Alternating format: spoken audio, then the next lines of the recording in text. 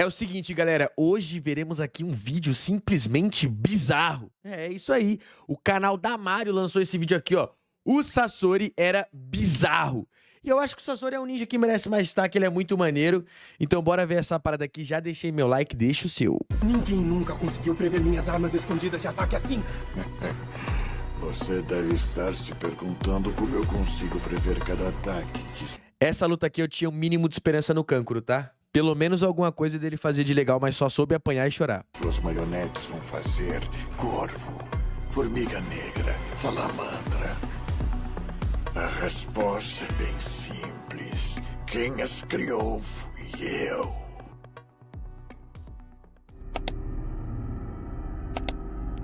Bicho é sinistro.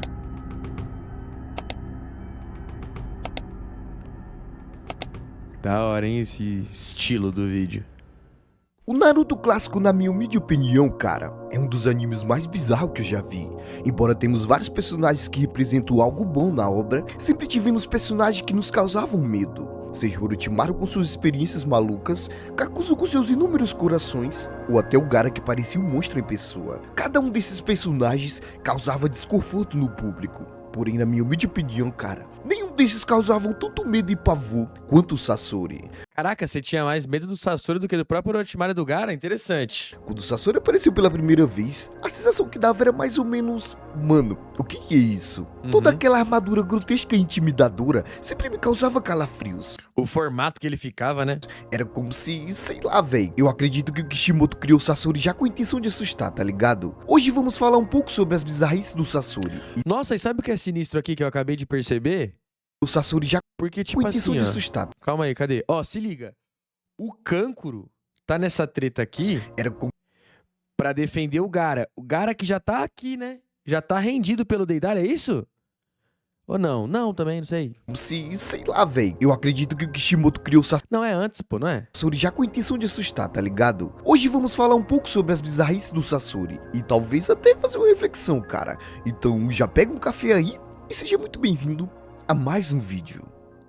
Sinistro, Sasori, tá? Pelo Bora que a ver. gente sabe, cara, essa marionete bizarra se chamava Hiruko. Hiruko era apenas um simples morador de uma vila próxima à areia. Era um ninja, tá? Essa armadura aí do Sasori e o Hiruko. Na época em que ele foi morto, Sasori tinha apenas 15 ou 16 anos, mas já carregava uma mente sombria e obcecada. Ele queria eliminar as pessoas e transformá-las em marionetes. Ele não viu o corpo de um ninja como uma vida perdida. Sasori via Loucura, como né? uma matéria-prima, talvez uma arte macabra. Com o tempo, Sasori começou a procurar mais vítimas para ampliar sua coleção, até que acabou cruzando com o caminho de Hiruko. Sem hesitar, ele o matou e o transformou em um fantoche. Podia mostrar, né, um flashback disso. Mas não em um fantoche qualquer. Sasori queria eliminar de vez qualquer ponto fraco que ainda tivesse. Então, ele decidiu criar uma marionete na qual ele pudesse literalmente entrar e lutar dentro dela. O processo foi tão cruel com o corpo de Hiruko que ele ficou completamente irreconhecível. Olhar para ele depois da transformação era impossível imaginar que aquele um dia foi um ser humano. Como parte das modificações, Sasori colocou um rosto monstruoso nas costas do boneco e adicionou uma cauda cheia de veneno, uma arma perfeita para eliminar seus inimigos. Inclusive, a galera fala que o maior ponto forte do Sasori são as técnicas com marionetes, só que outro ponto muito forte do Sasori é o veneno, mano. Eu vejo o Sasori hoje como um dos ninjas mais poderosos na questão de veneno. Quase tão poderoso quanto o Orochimaru e bate de frente.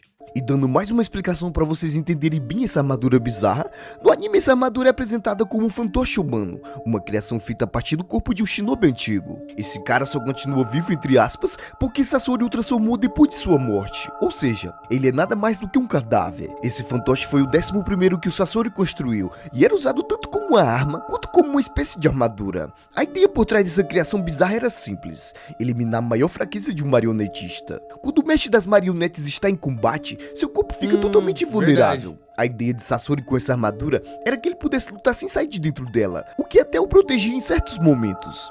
Mesmo oculto dentro dela, Sasori conseguia executar algumas técnicas através do fantoche. Por exemplo, o clone de areia que ele usa contra o Kankuro, Maneiro. ou o uso dos fios de chakra. Hiruko tinha como destaque uma longa cauda mecânica que lembrava de escorpião, uma referência direta ao nome Sasori que, para quem não sabe, cara, Sasori em japonês significa escorpião. Caraca, não sabia não. Eu não sabia disso também. Segundo É, Shio, acho que essa é. parte foi uma modificação feita pelo Sasori. A cauda era a principal arma ofensiva do boneco. Ela sempre tava com um veneno mortal criado pelo Sasori. O braço esquerdo da armadura também escondia um truque perigoso. Ele tinha um mecanismo capaz de lançar estilhaços e também agulhas envenenadas. Esse boneco era o do Santoshi favorito do Sasori, tanto que a gente viu ele vestir o boneco com o manto da Akatsuki e ficou bem massa, né, cara? Não, todo o início ali do Sasori é nesse boneco. É uma surpresa, inclusive, quando ele sai. Muita gente acreditava que ele era isso aí. E durante aquele arco, uma das coisas que sempre perturbou os fãs era qual o verdadeiro rosto do Sasori. Pouquíssimas pessoas conheciam seu verdadeiro rosto. Somente alguns membros como Orochimaru e Deidara, ou pessoas muito próximas como Shio, sabiam Pen também, né? como ele realmente era. Outros como Zetsu e o Kabuto nem desconfiava que aquele corpo não passava de um fantoche. Enquanto estava dentro da armadura, Sasori conseguia ver pelos olhos do boneco e também conseguia falar através dele. Usando uma voz mais grave e rouca, ele criava ainda mais a ilusão de que aquela armadura sinistra era sua verdadeira forma. E é exatamente isso que a deixava tão bizarra, cara. E pô, se essa armadura não te dava medo, cara, eu não sei o que dava. Pô, ela tinha umas tranças no cabelo, a boca disparava agulha e ainda tinha um rabo de escorpião, cara. Nossa, era o personagem que dava mais medo em Naruto clássico, cara. Quando ele amassou o Kankuro, eu confesso que eu fiquei meio em choque mesmo. E se você discorda da minha opinião, cara, você provavelmente não assistiu Naruto clássico. Mas agora que a gente já Mas o Sasori não aparece no Naruto clássico não também, hein, chefe? falou um pouco como essa armadura é no bizarra, começo do Shippuden, vamos né? falar de uma das lutas mais emocionantes de Naruto. A luta entre o Kankuro, um mero aprendiz marionete, e o cara que criou elas. Quando o Não, os caras já tava com Gaara. Kankuro intercepta Sasori pela primeira vez, a tensão no ar é perceptível. Kankuro não faz ideia de quem está enfrentando. Para ele, é apenas mais um membro da Akatsuki. Já o Sasori, cara, parece que já sabe que o Kankuro é um usuário de marionete. Bom, Caraca, papo reto, eu não lembrava disso. Os caras já estavam com o Gaara. Ô, Kankuro, você é um merda então, hein, véi? Os caras com seu irmão morto e tu não fica bolado o suficiente pra conseguir lutar de forma decente, véi? foi ele que criou elas, né? Kankuro abre o combate rapidamente. Ele reúne seus 3 fantoches principais e cada um deles está preparado com a armadilha, E é engraçado que ele já saca tudo que tem, né? seja com lâminas, venenos ou algumas estratégias que ele quer usar. O mais engraçado dessa luta, cara, é que o Kankuro está extremamente confiante. 3 marionetes contra um único adversário, é óbvio que ele vai ganhar. Porém, logo no início, ele percebe que não está lutando contra alguém comum. Kankuro tenta prender Sasori dentro do boneco, porém usando o clone de areia, Sasori escapa com facilidade. Kankuro tenta atacar lançando lâminas escondidas. Sasori, ainda encapsulado dentro da armadura, bloqueia tudo com facilidade. Apesar de sua extrema dificuldade de andar, ele não se move como um humano comum, e é exatamente isso que deixa o Kankuro bastante desconfiado. A cauda de escorpião se solta como um chicote metálico. Ela rebate os ataques de Kankuro, corta os cabos e destrói o mecanismo. A diferença de habilidade aqui é gritante. Kankuro percebe que o Sasori não luta contra marionetes, ele as lê. É como se ele entendesse tudo sobre elas. Ele simplesmente Mal sabe o Kankuro que foi ele que construiu as marionetes que o Kankuro usa, né? sabe onde cada mecanismo está, conhece o padrão de ataque, sabe onde estão as aberturas, sabe como a marionete foi construída. Em poucos movimentos, Sasori destrói as marionetes como se estivesse desmontando elas. E quando eles estão saindo no cacete lá, né, a gente tem um flashback da Temari dizendo que não acredita em pressentimento, embora o Kankuro esteja tomando um cacete do Sasori lá, né, cara? Então é melhor acreditar, Temari. Fazer o quê? E quando voltamos à luta, Sasori atingiu o Kankuro com a cauda venenosa, o que o paralisa rapidamente. Com os bonecos no chão, Kankuro tenta entender como Sasori conseguiu neutralizar tão facilmente as suas marionetes. E é exatamente nesse momento que o Sasori se revela. Ele conta com calma que todos aqueles brinquedinhos do Kankuro nada mais são do que suas próprias criações. Mas você vê como que eu fico indignado com o Kankuro. Como que o Kankuro não sabe quem construiu as marionetes que ele usa? E outra, por que o Kankuro não constrói marionete também? Por que ele não construiu as marionetes dele? Ô, Kankuro, meu Deus do céu, hein, véi? Ou seja, Kankuro estava lutando com as ferramentas do próprio inimigo. E depois ainda sobra pra ele a marionete do Sasori. Ó que loucura. O próprio Sasori com a marionete na Quarta Grande Guerra Ninja. Ó que maluquice. Cara, que foda. Essa armadura dava tanto medo, galera, que se eu não me engano teve até um arco que o Yamato se transforma nela. E aquele arco foi bem bom e eu até queria falar sobre ele. Yamato, disfarçado de Sasori, foi ao encontro de um espião. O espião que eles estavam procurando tanto saber era na verdade o Kabuto. Sim, aquele mesmo que fez o exame Chunin no meio de bando de criança e ninguém desconfiou nada. Orochimaru apareceu e Kabuto atacou Yamato, destruindo seu disfarce. É naquele exato momento que Orochimaru faz uma das revelações mais perturbadoras da obra. Ele revelou que havia realizado experimentos em Yamato e em 59 crianças. Ele aplicou o DNA do primeiro Hokage numa tentativa de replicar o Kikki Genkai. Yamato foi o único sobrevivente. Orochimaru então chamou o resto da equipe de Yamato e provocou Naruto. Ele especulou sobre quem era mais forte agora, se era o Naruto ou Sasuke. Naruto, provocado pela mera menção do nome do Sasuke, transformou-se primeiro em sua forma de raposa de 3 caudas. Aí eu pergunto pra você, nessa época aí da luta do Orochimaru, quem tá mais forte, Naruto ou Sasuke? Deixa nos comentários. Orochimaru provocou.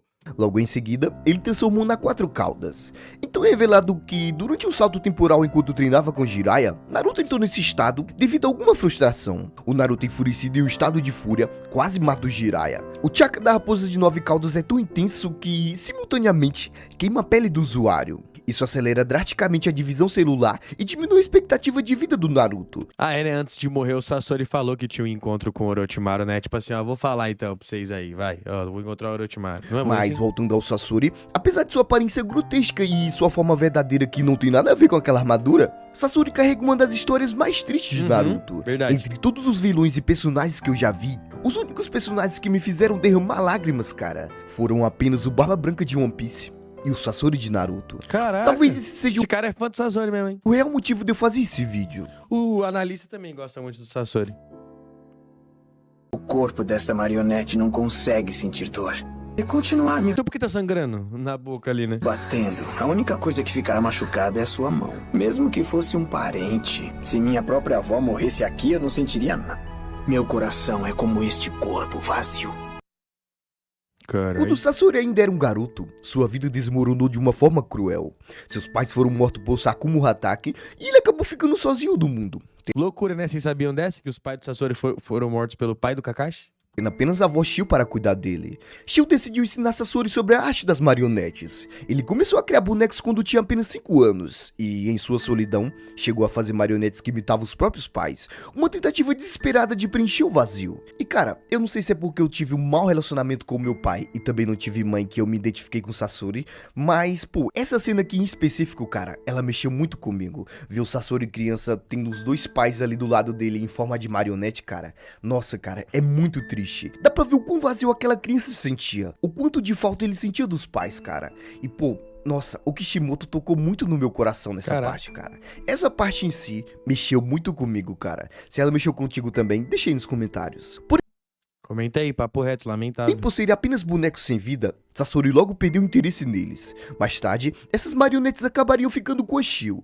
Mesmo tão jovem, Sasori mostrou um talento natural impressionante. Ele não só dominou a arte das marionetes, como também encontrou maneiras geniais de superar as fraquezas. Ao longo dos anos, Sasori criou vários fantoches extremamente fortes. Alguns deles até acabaram nas mãos do Kankuro. Durante a Terceira Guerra Ninja, suas criações foram usadas com tamanha eficiência que a areia do campo de batalha chegou a ficar tingida de vermelho pelo sangue derramado. Foi assim que ele ganhou o título de Sasori da Areia Vermelha. Cerca de 20 anos antes de sua aparição na história, Sasori abandonou Sanagakure quando tinha apenas 15 anos. E a gente sabe que ele fez isso depois de sequestrar e assassinar o terceiro Kazekage. Com o tempo, ele levou sua obsessão ao extremo e Não, mas vale citar que antes também ele faz um amigo dele virar marionete, né? Parece que ele conserta um membro de alguém com marionete, um braço, sei lá, e depois ele faz um amigo dele virar marionete e a Shio percebe que o Sasori tá maluco. E outra coisa também que é interessante é que sabe as marionetes do pai e da mãe do Sasori que a Shio usa? O Sasori que criou, porém ele criou exatamente pra não se sentir sozinho, tá ligado? Como ele tinha muita saudade dos pais dele, ele criou marionete dos pais dele pra não se sentir sozinho. Então, meio que tipo assim, ó, as marionetes que a Tio usa como base e as marionetes que o Kankuro usa, e sendo 2 grandes marionetistas, são marionetes criadas pelo Sasori. Todas as marionetes do Sasori é o Sasori que usa. Acho que a única marionete que não é criada, a única técnica de marionete que não foi criada pelo Sasori foi aquela das 10 marionetes lá da Tio, tá ligado? Ali eu acho que não foi do Sasori, não. Inclusive tem especulação que fala que aquela técnica era do segundo Kazekage. Interessante. transformou o próprio corpo em um fantoche humano. Após deixar sua vila, Sasori acabou entrando para Akatsuki e foi designado como parceiro de Orochimaru. Apesar da relação fria que ambos tinham em comum, eles respeitavam muito as habilidades um do outro e até chegaram a fazer missões juntos. No entanto, quando Orochimaru abandonou a organização, depois de falhar miseravelmente tentando roubar o corpo do Itachi, uma coisa que eu não entendi, né, cara, porque, pô, era o Itachi, o Sasori continuou guardando rancor pelo antigo amigo. O Sasori até colocou o Kabuto para espionar o Orochimaru, mas o próprio Orochimaru desfez a técnica de manipulação e convenceu o Kabuto a se juntar a ele. Ah, o Sasori tinha uma técnica muito louca, que ele conseguia manipular a mente das pessoas com a técnica... Pô, eu vi esses dias, ele colocava areia no cérebro da pessoa e conseguia fazer a areia danificar a parte da memória, tá ligado? Aí com isso, ele meio que bania as memórias da pessoa e conseguia manipular algum bagulho assim. Era sinistro essa técnica de manipulação. Vou até pesquisar aqui. Depois que os membros da Akatsuki extraíram o Shukaku do Gaara, Sasori e Deidara receberam a ordem de impedir o avanço do time Kakashi. Enquanto Deidara atraía o Naruto e o Kakashi para longe, Aqui, Sasori ó, ficou ele encarregado manipula. de enfrentar Kakashi. Ele manipulou, acho que esse ninja aqui, ó. Eu vou buscar o nome da técnica e vou falar pra vocês. Enquanto Deidara atraía o Naruto e o Kakashi para longe, Sasori ficou encarregado de enfrentar Shio e Sakura. Assim que o confronto começou, Shio passou a controlar Sakura como se ela fosse uma marionete. Com uma orientação precisa, a Sakura conseguiu destruir a armadura do Sasori. Quando Sasori emergiu dos destroços, seu rosto jovem surpreendeu Shio e Sakura, já que ele havia abandonado Sanagakure 20 anos antes. Sem perder tempo, ele convocou seu fantoche favorito, o terceiro Kazekage. Segundo Sasori, Tem gente que fala que o Sasori é mais forte controlando o terceiro Kazekage do que o corpo de marionete. Eu acho maluquice. essa marionete era especial porque o terceiro Kazekage havia sido o alvo mais difícil dele capturar. Por ser um fantoche humano, o Kazekage mantinha várias de suas técnicas originais, incluindo a manipulação da areia de ferro, entre outras habilidades muito importantes. Para responder ao ataque, Shio trouxe ao campo de batalha as marionetes dos pais de Sasori. Ela os havia maluquice. equipado como arma de mecanismos extras. Ó, rapidão, eu achei aqui a técnica do Sasori de ilusão. O nome é Técnica da Areia Manipuladora de Mente. Se liga como que a técnica consiste, ó. Esse é um jutsu capaz de selar memórias do alvo, utilizando uma agulha minúscula para perfurar o centro de memória do cérebro. Ao se desfazer o jutsu, a agulha desaparece e as memórias são reaparecidas, despertando o alvo para a verdadeira missão. Aplicar essa técnica em um subordinado e fazer com que ele se infiltre na base inimiga possibilita que ele trabalhe como espião por muito tempo sem cativar suspeitas. Ou seja, ele consegue fazer uma agulha microscópica, ativar na parte do cérebro da pessoa da memória e aí ele manipula. Loucura, né? Mas só que a areia de ferro neutralizou rapidamente. Diante disso, Sakura passou a agir por conta própria. Ela analisou os movimentos do Kazekage, usou seu próprio corpo como isca e conseguiu destruir o fantoche. Após perder o Kazekage, Sasori revelou o segredo por trás de sua aparência jovem. Seu corpo inteiro era, na verdade, um fantoche humano equipado com múltiplas armas. Tentando equilibrar a luta, Shio invocou seus 10 fantoches, obras-primas criadas na Primeira Guerra. Aí o Sasori fez o quê? Em resposta, Sasori revelou sua técnica máxima, a técnica vermelha secreta, performance das 100 marionetes. Ele controlava 10 vezes mais bonecos do que a Shio. Mesmo assim, as marionetes tinham sido projetadas para lutar em conjunto, algo que os fantoches de Sasori não possuíam. Isso deu a Shio certa vantagem estratégica, embora no final a diferença numérica fosse brutal. Em meio à batalha, Shio tentou selar o chakra de Sasori com uma arma especial, mas ela acabou atingindo apenas uma marionete e não funcionou. O único pedaço vivo de Sasori, seu coração dentro de um cilindro, já havia sido transferido para outro fantoche. Sasori agora em seu novo corpo tentou um ataque mortal contra Shio. Sakura, porém, se jogou na frente e recebeu o golpe no lugar dela. Ao preparar outro ataque, Sasori deu espaço para Shio agir. Ela usou o fantoche dos pais de Sasori para perfurar o cilindro que continha seu coração. Recriou de forma cruel e simbólica um abraço, aquele que Sasori desejou durante toda a sua infância. Antes de morrer como forma de recompensa. Lembrando, a galera fala que o Sasori se deixou ser pego e o Sasori queria morrer e meio que dessa forma ele deixou a Shio e a Sakura ganhar. Tu concorda ou discorda? Comente aí. Eu sei que o Sasori era bolado e no finalzinho ali ele desencanou, mas ele não desistiu assim tão claramente. Então comenta aí sua opinião, porque eu sei que isso gera debate. Sasori contou a Sakura sobre um espião infiltrado no covil do seu antigo parceiro. Ele revelou o local e o dia que poderiam se encontrar. Após a sua morte, Shio afirmou que Sasori poderia facilmente ter evitado o golpe final. Mas, de alguma forma, ele não fez isso. No final, tudo indicava que ele queria morrer daquele jeito. Ele queria morrer nos braços de algo que sempre lembrava o amor que sempre buscou. Sendo mais específico, seus pais. Cara, essa morte do Sasori é muito simbólica pra mim, cara. Pô, o cara desejou o amor a infância toda. E lá no final, né, cara, ele decidiu morrer pelos braços do pai dele. Interessante que ele mesmo falou que não sentia nada, né? Aí no fim o sentimento ganhou. Nossa, cara, aquilo ali foi muito sentimental, tipo...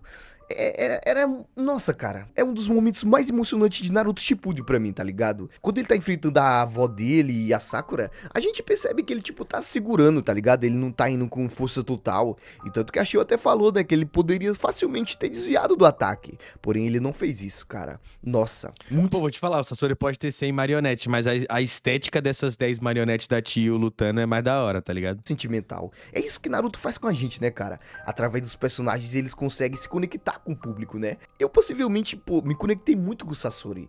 Não sei se é pelos pais, né, que eu também não tive um bom relacionamento com os meus, mas, eu acho que pela história e pelo personagem, tá ligado? Mas existe outro arco que representa bem tanto brutalidade quanto o lado sentimental, cara.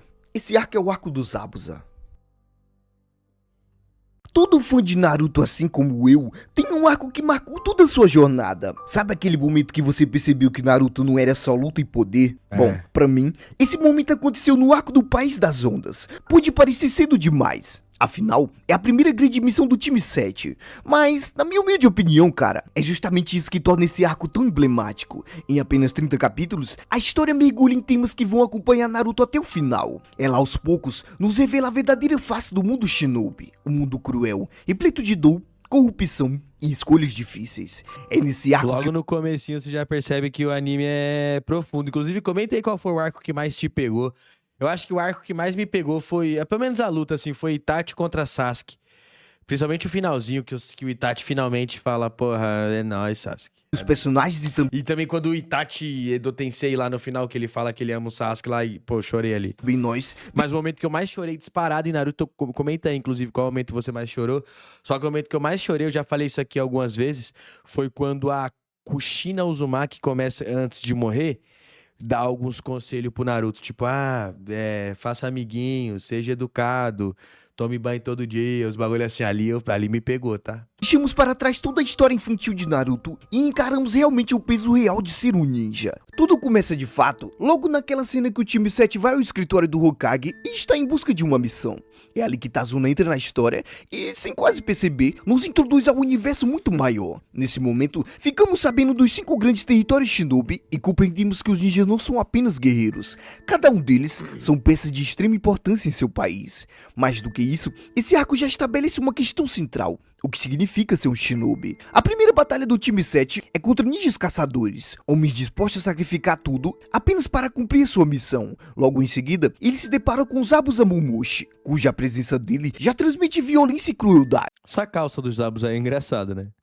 Zabuza não é apenas um inimigo forte, ele carrega em sua história a Névoa Sangrenta, um sistema em que crianças eram forçadas a lutar entre si para ver quem era mais forte. E vale ressaltar que cada criança teria que lutar até a morte. Ele mesmo se tornou uma lenda ao exterminar Samirada não, é Kubikiribushi. sozinho toda a sua turma. Esse detalhe muda o tom da série rapidamente. O que antes parecia uma jornada leve de aprendizado se transforma em uma das coisas mais horríveis de Naruto. O sistema de teste da Vila da Névoa era projetado para transformar as crianças em armas, e isso mostra como no universo de Naruto nada é romântico ou idealizado. Haku aprofunda ainda mais essa visão ao explicar como guerras antigas mudaram a realidade da Terra. Isso fez com que pessoas com o Kiki Genkai, antes vistas como valiosas, se tornassem alvo de perseguição e ódio. O destino de Haku e sua mãe é exemplificado assim: eles eram caçados apenas por existir. Tudo isso nos ensina como o mundo ninja funciona. A violência é uma moeda de troca. Enquanto Konoha é retratada como uma vila organizada, o País das Ondas mostra o oposto: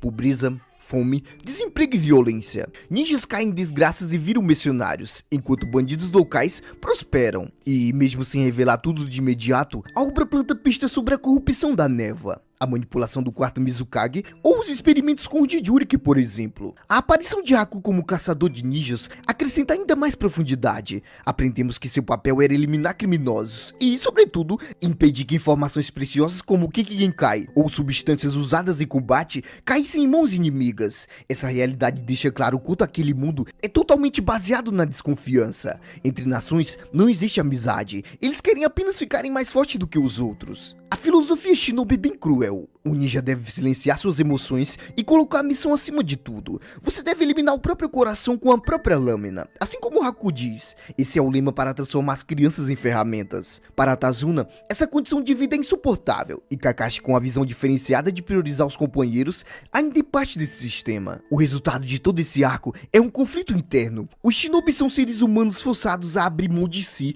para cumprir ordens, e isso pra mim em Naruto é uma das coisas mais terríveis que acontecia lá. Os Zabuza, por exemplo, representa esse dilema. Até o último momento, ele tenta se manter frio, mas o sacrifício de Haku rompe toda essa barreira nele. Ninjas são tratados como descartáveis, utilizados enquanto úteis e eliminados em silêncio quando deixam de servir. Haku sabia disso, mas mesmo assim, abraçou sua condição de ferramenta porque desejava ser necessário. Essa necessidade é justamente o ponto que conecta Naruto. Para mim, ser útil a alguém era a mesma coisa de existir. Enquanto Naruto cresceu sozinho e rejeitado, ele ainda tinha a vila para protegê-lo. Haku não teve essa sorte. Verdade. Perdeu a mãe, foi traído A vila queria era matar ele. pelo pai e acabou órfão em um mundo que o caçava por sua genética. Sua única razão de existir se tornou a servir os Zabuza. Esse paralelo é bem poderoso, pois ele mostra como Naruto poderia seguir o mesmo caminho, poderia, sei lá, decidir seguir alguém ou apenas seguir um caminho não muito bom. No fundo, tanto ele quanto o Haku só desejavam ser reconhecidos, desejados, aceitos. A morte de Haku e em seguida a de Zabuza são momentos que emocionaram a maioria dos fãs. Haku acreditava em você até o fim. Como pode dizer que ele foi apenas uma ferramenta? Ele lutou e morreu por você porque te via como alguém importante. E agora você tem a coragem de dizer que ele não importa?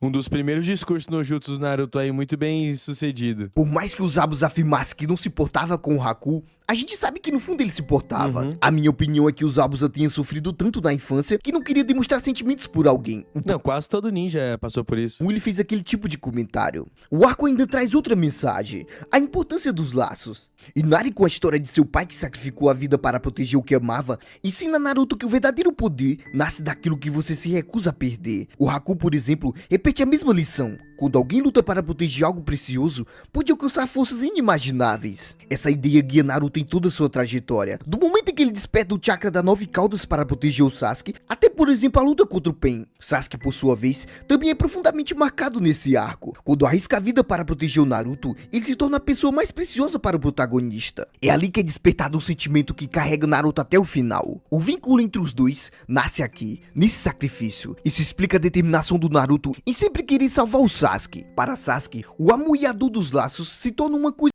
Verdade, né? O Sasuke salvou o Naruto primeiro do que o Naruto salvou o Sasuke. constante em sua vida, seja com sua família, com Itachi, com o time 7 ou até com Taka. Esses laços o machucam, o confundem, mas é isso que lhe dá forças para seguir. No fundo, o que esse arco mostra é que todos esses personagens, mesmo com seus poderes e monstros internos, desejam algo muito simples: serem necessários para alguém. É um contraste entre o mundo em que eles vivem e o desejo de amar e ser amado. Eu devo lembrar vocês que isso não é apenas coisa de anime, é a realidade de muita gente. Quantas vezes você só queria ser notado por alguém? Quantos jovens assim como eu e você, mesmo cercado de amigos, sentem um vazio que ninguém entende? Até adultos que alcançam sucesso no trabalho, muitas vezes percebem que nada disso tem valor. Assim como Naruto buscava reconhecimento, Haku buscava ser útil para Zabuza. E até mesmo o Zabuza, por trás da sua frieza, não queria morrer sozinho. No fundo, todos nós carregamos essa necessidade. A necessidade de não ser apenas mais um no mundo, de não sermos mais um peso morto, de sermos alguém que importa na vida de outra pessoa. Muita gente fala sobre a crise dos 30, e a verdade é bem dura mesmo. Estou chegando lá, hein? Quase todo mundo finge estar bem, mas por dentro, a realidade é bem diferente. A maioria carrega uma ansiedade que aperta o peito. Às vezes é uma conta atrasada que tira o sono, ou um medo do futuro que ninguém sabe como enfrentar. Crescemos ouvindo que aos 30 teríamos estabilidade, paz, dinheiro guardado, uma carreira firme e quem sabe até uma casa com quintal. Mas, quando a idade chega, o que sobra para muitos é o boleto vencido. Dúvidas existenciais e a sensação de estar sempre correndo atrás de algo que nunca se alcança. Eu estou fazendo 30 anos hoje? É claro que não. Aliás, eu tô bem longe disso. Mas, sabe por que eu tô falando isso? Porque provavelmente nunca te ensinaram o básico. Corra atrás do seu sonho e não aceite que ninguém, absolutamente ninguém, te diga que você não pode. Pra quem me segue há algum tempo nesse canal, sabe que eu nunca tive esse tanto de views. Hoje eu agradeço a cada um de vocês por sempre acreditarem no meu potencial, sempre estarem aqui comentando, engajando, dando like ou até mandando live pics, né? Que de vez em quando acontece. Pra ser sincero, eu não poderia ter recebido um presente melhor. Pra finalizar, cara, corra atrás do seu sonho, não olhando para o futuro, mas para o presente. Não fique pensando se vai dar certo ou se vai dar errado. Apenas faça, cara. Independente do que seja, apenas faça. Caraca! Visão, pô. Visão. Caraca, parabéns, mano. Parabéns demais. Ó, já deixei o like, galera. O nome desse canal é Damário. Vou deixar o vídeo original aqui na descrição. Depois vão lá ver os vídeos dele. Tem outros temas também que não são de Naruto e etc. Mas aí, Videozão, tá? Embora no final aqui tenha meio que mudado o rumo, né? Porque o começo ali até os 15 minutos foi do Sasori, pá. Aí depois falou um pouco dos Abus, aí no fim, mano, fechou com uma mensagem sinistra, tropa. É isso mesmo, eu não tenho muito a dizer não, porque eu tô chegando nos 30, já tô vendo essa crise dos 30 ali se aproximar, mas graças a Deus também tô bem, pá, consegui muitas conquistas, então eu não bato tanta neurose não, deixa o jogo rolar. Mas, pô, você que tá na jogada aí, ó, as palavras dos caras, faço as palavras do Damário e as minhas, mano. Não importa as circunstâncias, tá ligado? Tipo, coisas ruins acontecem na vida de geral. A única opção que a gente tem depois de acontecer uma coisa ruim é não abaixar a cabeça e se continuar em frente, tá ligado? Só não tem jeito pra morte, tropa. De resto, tem jeito pra tudo, ok? Fica com essa mensagem aí. Ô, então, ó, se gostou desse vídeo, deixa o like aí. Eu gostei bastante, final deixou até pensativo, né? É fogo. Mas é isso, ó. Sasori, sinistro. Comenta se você acha que o Sasori deixou matarem ele ou não. Comenta aí, comenta o que você acha da luta do Sasori. E é isso, tropinha. Por aqui eu vou indo nessa, dessa forma pensativa. Pensa aí um pouco você também. Até a próxima e fui.